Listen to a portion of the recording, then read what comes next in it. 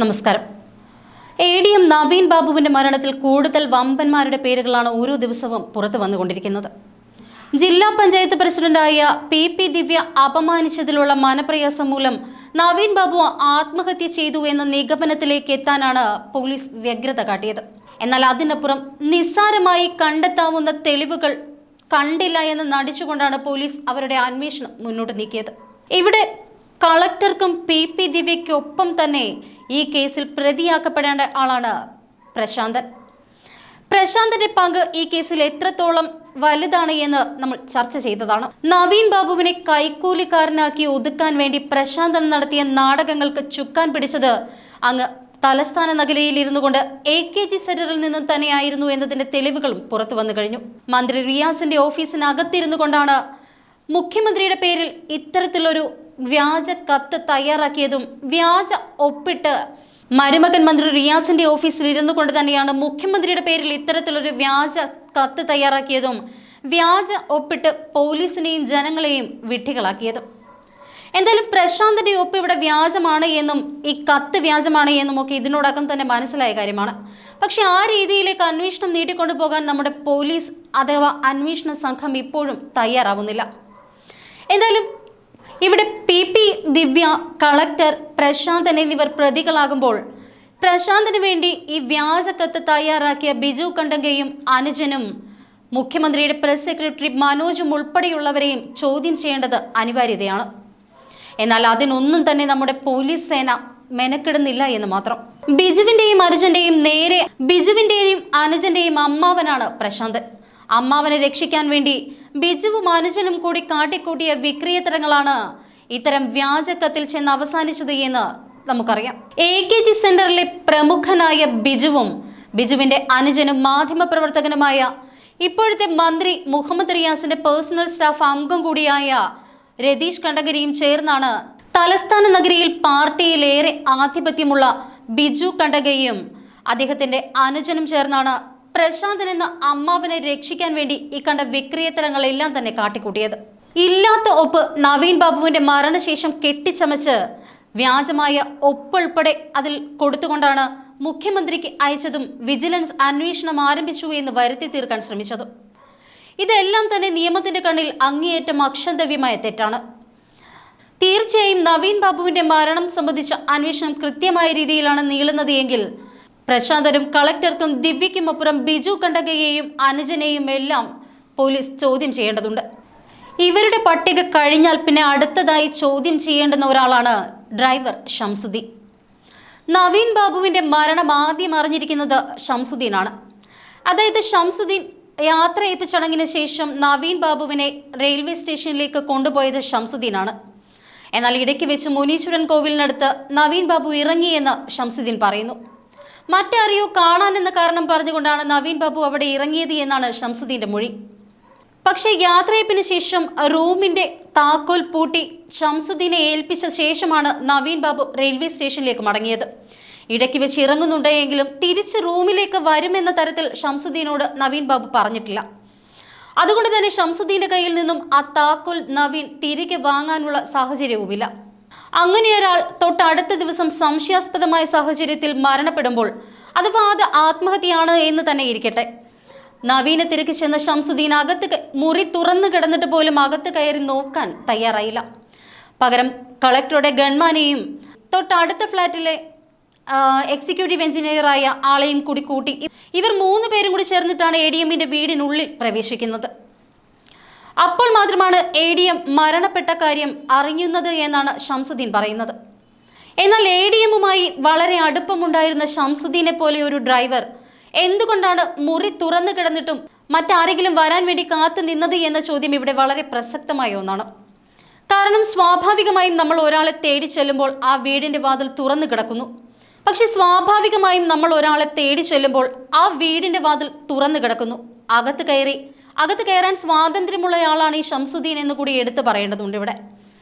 അങ്ങനെ സ്വാതന്ത്ര്യമുള്ള ഷംസുദ്ദീനെ പോലെ ഒരാൾ അകത്ത് കയറി നോക്കുന്നതിന് പകരം അടുത്ത വീട്ടിലെ എക്സിക്യൂട്ടീവ് എഞ്ചിനീയറെയും കളക്ടറുടെ ഗൺമാനെയും കൂട്ടി സ്വാഭാവികമായും നമ്മൾ ഒരാളെ തേടി ഒരു വീട്ടിൽ ചെല്ലുന്നു.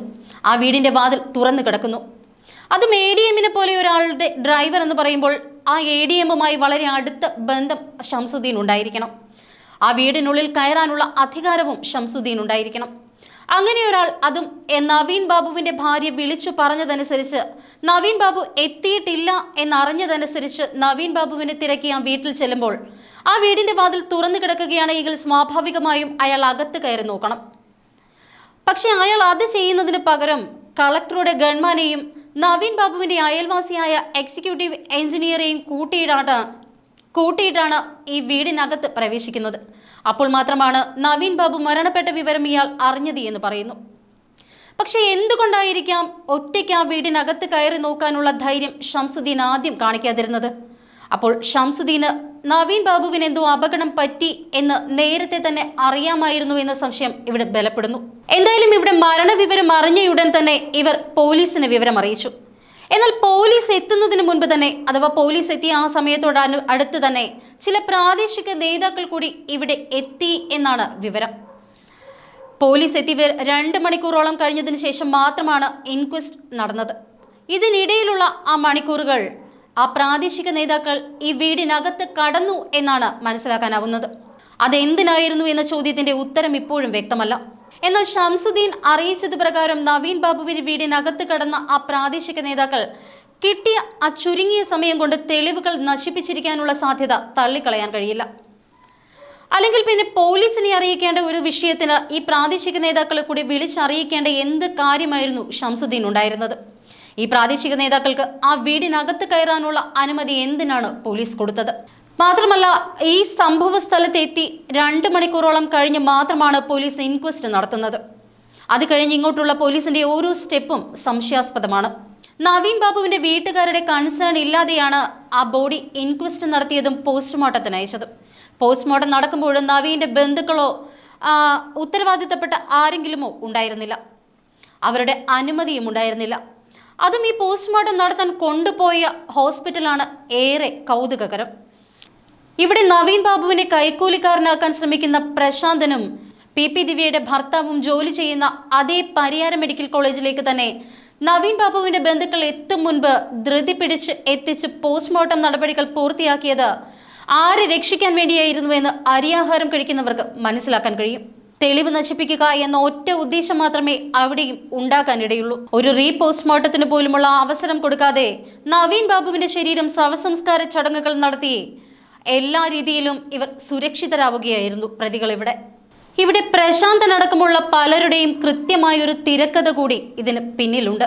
അതായത് നവീൻ ബാബുവിന്റെ മരണശേഷം എടുപിടിയെന്നാണ് നമുക്ക് മുഖ്യമന്ത്രിക്ക് ഇങ്ങനെയൊരു പരാതി കിട്ടിയതായി അറിയാനാവുന്നത്. അതായത് നവീൻ ബാബുവിന്റെ മരണശേഷം മാത്രമാണ് നവീൻ ബാബുവിനെതിരെ പ്രശാന്തൻ കൊടുത്തു എന്ന് പറയുന്ന തരത്തിൽ ഒരു പരാതി കത്ത് അങ്ങ് മുഖ്യമന്ത്രിയുടെ ഓഫീസിൽ കിട്ടിയെന്ന് പറയുന്നത്. അതിലെ ഒപ്പും പേരും തമ്മിലുള്ള വ്യത്യസ്തത തന്നെ ആ കത്ത് വ്യാജമാണ് എന്ന് തെളിയിക്കുന്നതാണ്. എന്നാൽ അവിടം കൊണ്ടും ഈ തിരക്കഥ തീരുന്നില്ല. ദൃശ്യം സിനിമയെ വെല്ലുന്ന വിധത്തിലുള്ള ഒരു തിരക്കഥ ഇതിനു പിന്നിൽ പ്രശാന്തൻ പിന്നെയും തയ്യാറാക്കി.